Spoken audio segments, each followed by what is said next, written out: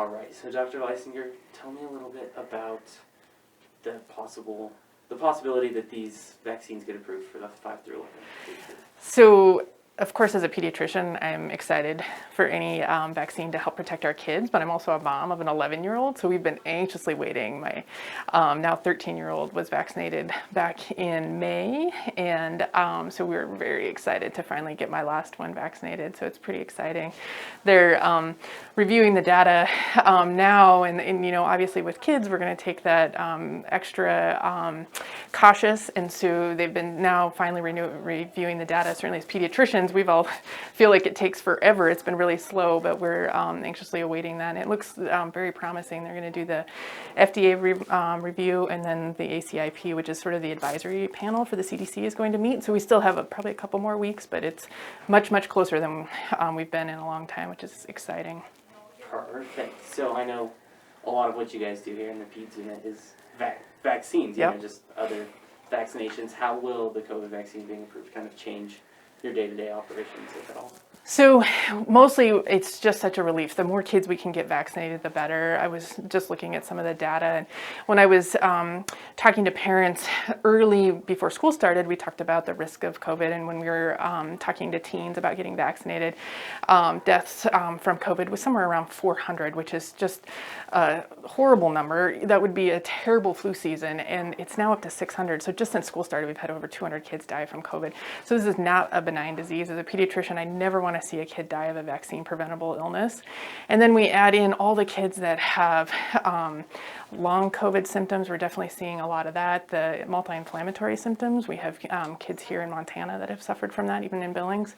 It can be super scary because it's a long process. They have multiple organ systems that are involved, and so this is not a benign illness for kids, even though they do better than adults. If kids were dying at 600 and having these inflammatory, and we didn't have the adults that were so much worse, it would be a tragedy. And so to get more and more kids vaccinated is very exciting.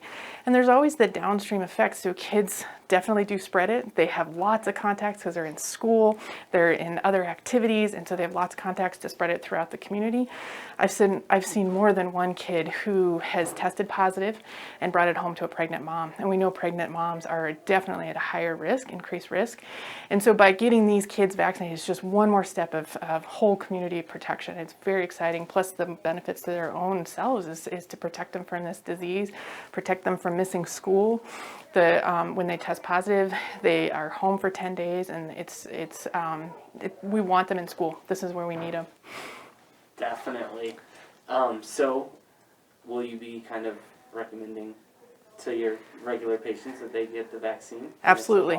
I've already been talking to families about it now. We recommend that all adults in kids' lives get vaccinated, because the more kids around, the more adults that are around kids that are vaccinated, it just helps protect kids. It's that wall of immunity we're looking for. And so then now I recommend it for all kids. And if, you know, everybody says talk to your doctor, here's a pediatrician telling you, please vaccinate your kids. This is what we're trying to recommend to everybody, because we can finally start to make some headway in this disease with vaccination. So absolutely, we're going to be recommending it to all kids that come in, especially high risk, but I recommend it to everybody because things like the MIS-C doesn't necessarily have a risk factor. It can happen. It's the randomness of this disease that's so scary. And so we absolutely will recommend it to everybody. We have not implemented doing it in clinic because we have to wait for full approval, but we do plan on doing that once we have full approval. Absolutely. How could these doses maybe look different?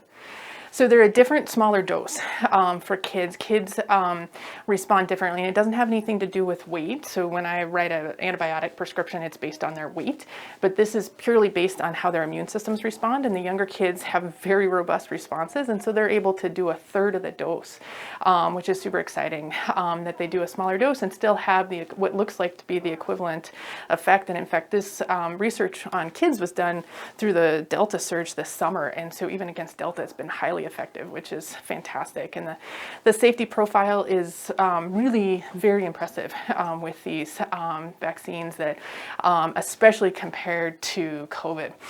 We look at what COVID does and you compare it to what these vaccines do, and are highly effective and highly safe, which is super exciting.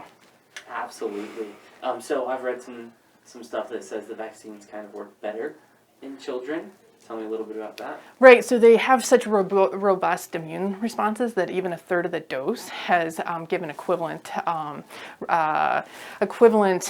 effect, and so that they have this very robust immune response and that are able to have protection with just lower doses. So definitely it does seem to be that they have a good response with just those lower doses.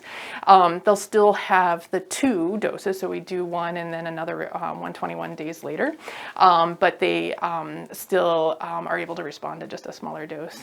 It's the same for all kids 5 to 11 will have that smaller dose. Definitely. Say this does kind of get approved in the next week or so. Mm-hmm. How would I go about getting my kid an appointment? So being on the lookout, that vaccines.gov is a place that will have the list of places that will have it. Like I said, it's because it doesn't have approval yet, we don't have the product, we can't give it, and so some of the planning is on hold until we have final approval. My guess is that most places that are planning on giving this vaccine will be ready by the second week in November. We're hoping sometime by the end of the first week in November, it'll have approval. So hopefully people are ready to do it. So be on a lookout for that. And then a lot of places, your own doctors will probably announce on social media the best place to do it.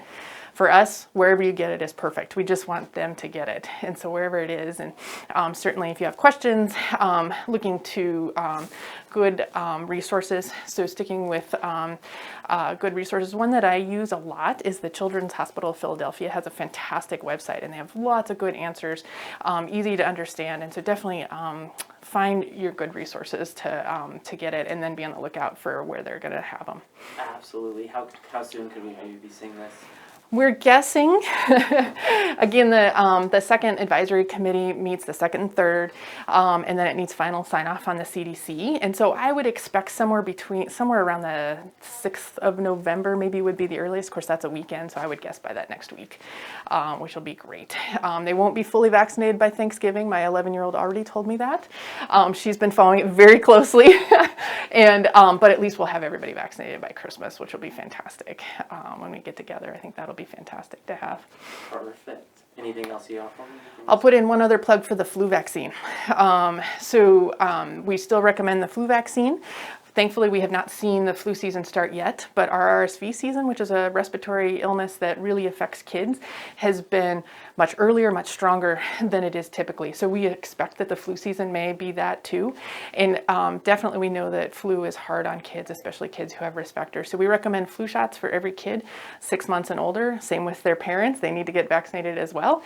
And if it comes up, if you hadn't had your flu shot and you are looking to get the COVID vaccine, it's fine to do both. I got both my COVID and flu.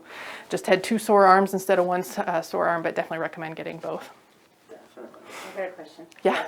So for the parents out there who say, you know what, most likely my kid would be fine if they got COVID. It's all right if Right. they don't get vaccinated. They'll build up those antibodies, right? Right. Okay, what do you want to say to them? So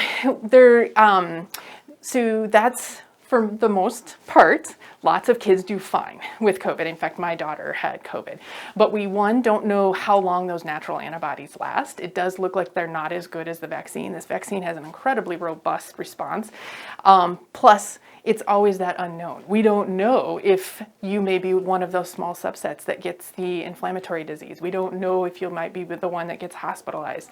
We don't know if you'll spread it to your neighbor who's going through chemotherapy. And so there's lots of reasons beyond that to just sort of wait and see if you risk getting actual COVID infection. We definitely still recommend it for every kid, even though they do better than adults. They don't do awesome all the time, and that's what we really want to try to protect. One other thing that brings up is the myocarditis, the risk of myocarditis that they've seen with these vaccines. The risk seems to be the most in kids 16 to 17. Boys had the highest risk.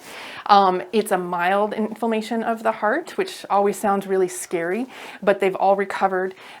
They had no long-term damage with that. And the risk was about, the highest risk group was about 70 in a million, so higher than natural. We have lots of natural infections that give myocarditis, but higher than natural, so probably is related to the vaccine.